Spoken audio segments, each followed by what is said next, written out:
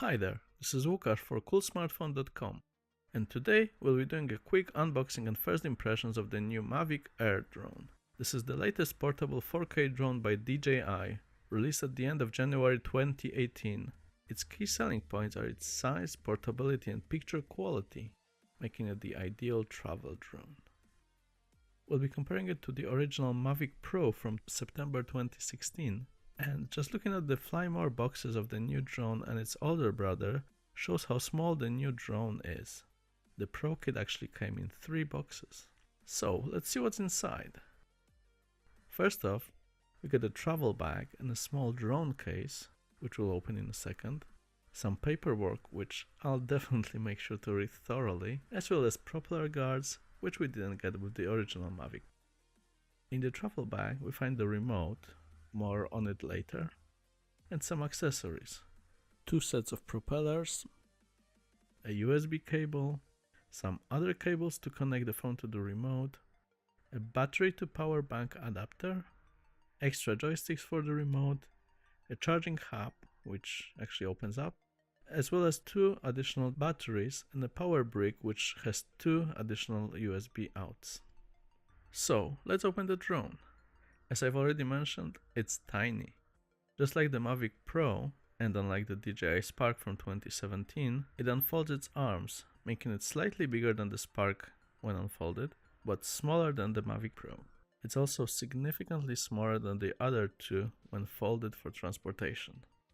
One of the upgrades against the Mavic Pro are the sensors. The drone now has as many as 7 cameras. The main 12 megapixel one, which we'll discuss later, as well as 2 front-facing, 2 bottom-facing, and 2 backwards-facing cameras, with the last pair being new compared to the Mavic Pro and the Spark. This allows the drone to see almost around it. Well, almost. It still wouldn't have helped when I crashed the Mavic Pro in the bottom of the bridge last year.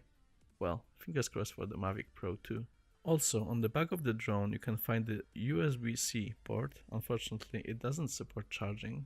An SD card slot, which is in addition to the 8GB of built-in storage, which is a first for DJI, and a large pairing button. The remote of the Mavic Air is quite similar to the one we got with the Mavic Pro, but more so to the Spark. They're both smaller than the Pro and don't have an LCD screen. However, one of my favorite improvements is that the joysticks are now removable, so it's much easier to travel with the remote now. They are stored cleverly under the folding arms of the remote, and you do get 2 extra joysticks just in case you lose them. Finally, the travel bag. It's actually a bit bigger than I expected. It can store the drone, remote, up to 3 batteries, as well as the charging hub and power brick.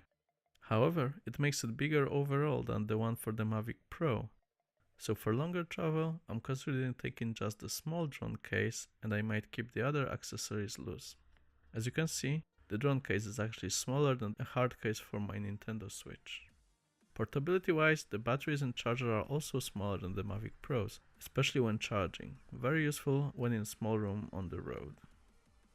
So, let's see some initial footage from the drone. I took it out on 3 short trips here in Scotland. Let's start with the beautiful North Berwick on the east coast, with its amazing beaches and rock formations. It's winter here and it's been very windy, but the drone handled it surprisingly steadily most of the time, mostly thanks to the great 3-axis gimbal. I did have some issues with the range and the wind, but really, does it even matter? Just check the beautiful footage. This is just 1080p, no color correction, straight out of camera without changing any settings. Just mesmerizing. The maximum resolution is actually 4K in 30 frames per second, just like the Mavic Pro, but it also supports slow motion at 120 frames per second in Full HD compared to Pro's 96 frames per second. Spark is stuck at 1080p maximum. When we walked a bit further along the coast, we can see that the sky is a bit too bright without adjusting the exposure or using some ND filters, but I've already got some on order, so this should improve. I'm also getting a 4th battery since it only lasts around 21 minutes compared to 27 minutes for the Pro and 30 for Pro Platinum. Next stop is Musselburgh, just off Edinburgh. It was even more windy and colder, so we just got a few shots in here. You can see how clear and sharp the video is, including snow on the Pentland Hills. I actually didn't notice the snow with my bare eyes, but you can see it clearly in the footage. One of the benefits of the drone is the higher bitrate at 100 megabits per second as opposed to 60 on Pro and 50 on Spark, which should result in better image quality and color reproduction. The other benefit against the Mavic Pro is that it now doesn't need touch to focus and has consistent focus all the time, which works just fine for such a lens and usage.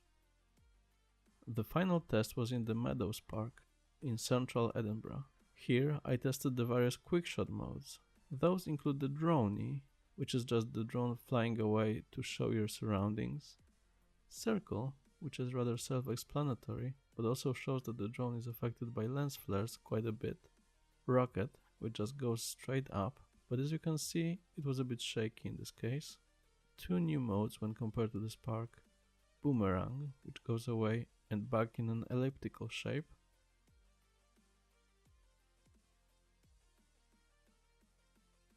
and the Asteroid, which, well, just see how epic it is.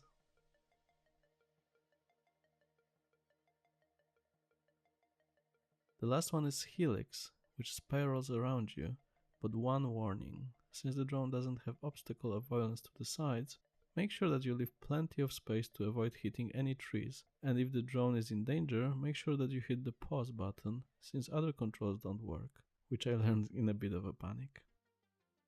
And what's amazing is that I still haven't tested a lot of the drone's functionality. 360 panoramas, slow motion video, active track for following subjects, the Jedi tricks to control the drone with gestures, the 42 mph sports mode, or using the DJI goggles for POV experience. Exciting times. So, is the Mavic Air worth it? It's cheaper than the Mavic Pro, and with better portability and as good, if not better, video quality, it makes sense, especially for those who love to travel. Just remember the battery life and the range aren't as good. The cheaper Spark isn't as portable and cannot compare in video quality, especially without the 3-axis gimbal. Personally, I'm switching to the Mavic Air and I highly recommend it, especially if you're in the market to get a drone. Thanks for watching, Łukasz.